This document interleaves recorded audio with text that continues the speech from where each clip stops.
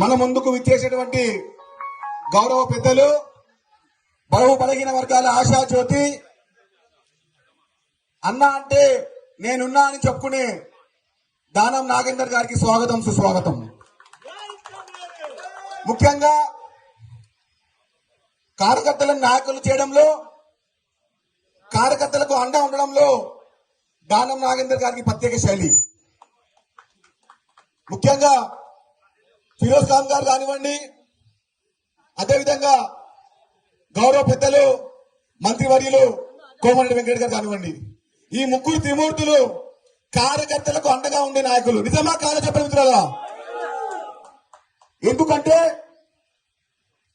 రాష్ట్రంలో రాజకీయాలు చేసే 10 సంవత్సరంలో కూడా కార్యకర్తలకు మేమున్నామని తోడుగా ఉండి కార్యకర్తలందరికీ అండగుండి నాయకులు మన మధ్య ఉన్నారు.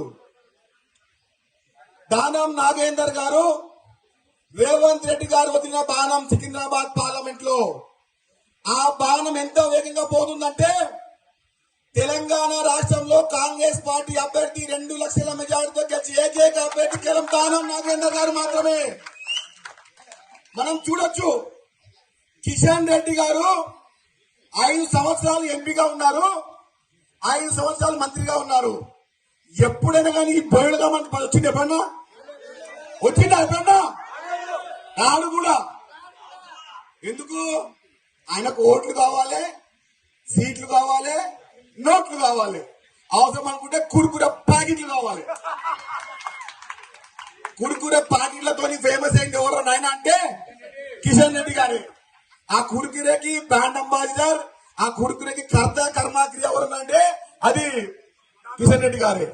కిషన్ రెడ్డి గారు తలో మంది ప్రతి బస్సుకి 3 సార్లు 4 సార్లు వస్తుండు పోతుండు, వాళ్ళకు ఫోన్ చేస్తుండు, వీళ్ళకి ఫోన్ చేస్తుండు, నేనున్నా 5 ఏళ్ళు ఏం పీకిరావు నాయన నువ్వు, 5 ఏళ్ళు ఏం పీకిరావు.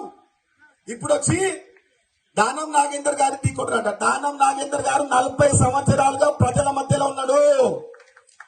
సికింద్రాబాద్ పార్లమెంట్ కి లోకల్ అభ్యర్థి కిషన్ రెడ్డి గారు ఇబ్రహీంపట్నం అభ్యర్థి. మనకు అవసరమా బదర్? అవసరమా మనకు? బీసీల నాయకుడు, దళితుల నాయకుడు, బలహీన వర్గాల నాయకుడు, మైనార్టీల నాయకుడు, అందరికీ ఖచ్చితపడే నాయకుడు దానం నాగేందర్ గారు. దానికి తోడు అగ్నికి వాయు తోడినట్టుగా ఫిరోజ్ ఖాన్ గా ఉన్నారు. ఎప్పుడైతే అగ్నికి వాయు తోడైందనుకో అంత రావణ దహనమే మిత్రులారా.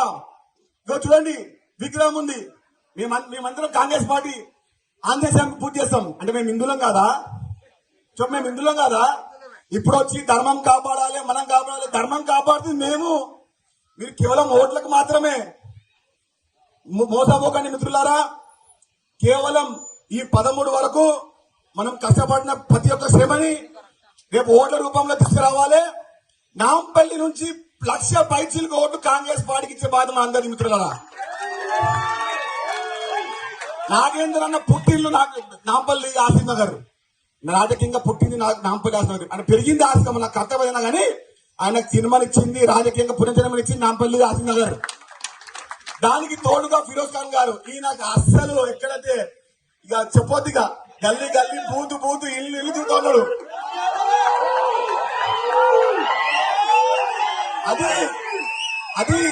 అది కార్యకర్తల భరోసా, నాయకుల భరోసా, నాయకుల కోసం ఉన్న కాంగ్రెస్ పార్టీ కార్యకర్తల భరోసా. ఎప్పుడైతే నాగేందర్ గారికి టికెట్ ఇచ్చినారో అప్పుడే కాంగ్రెస్ పార్టీ విజయం తథ్యమైంది మిత్రులారా. ఇది నిజం. మాటలు కాదు. 2 లక్షలకు ఒక్క ఓటు తక్కువైనా, 2 లక్షలకు ఒక్క ఓటు తక్కువైనా మన ఇద్దరు పోయినట్టే. గెలుపు ముఖ్యం కాదు మిత్రులారా, మెజార్టీ ముఖ్యం. తెలంగాణ రాష్ట్రంలో 15 అసెంబ్లీ గెలుస్తున్న కాంగ్రెస్ పార్టీ సికింద్రాబాద్ పార్లమెంట్ 2 లక్షల వాళ్ళు మిత్రులారా. అది కాంగ్రెస్ పార్టీ కార్యకర్త సొంతం. అది దానం నాగేందర్ గారికి కాంగ్రెస్ పార్టీ చాలా అనుబంధం ఉంది. మంత్రిగా చేశారు, హైదరాబాద్ నగరంలో అధ్యక్షం చేశారు. ఏ గల్లీకి పోయినా, ఏ బస్తీకి పోయినా, ఏ ఇంటికి పోయినా, ఏ ఇంటి మూలకు పోయినా కూడా దానం నాగేందర్ గారిని గుర్తుపట్టే ప్రతి వ్యక్తి ఉండడు. కాబట్టి మనకి అవకాశం ఇచ్చినటువంటి పెద్దలు ముఖ్యమంత్రి రేవంత్ రెడ్డి గారికి ఎప్పుడు మనం రుణపడి ఉండాలి. అదేవిధంగా గంగాపుత్ర కార్పొరేషన్ ఏర్పాటు చేశారు.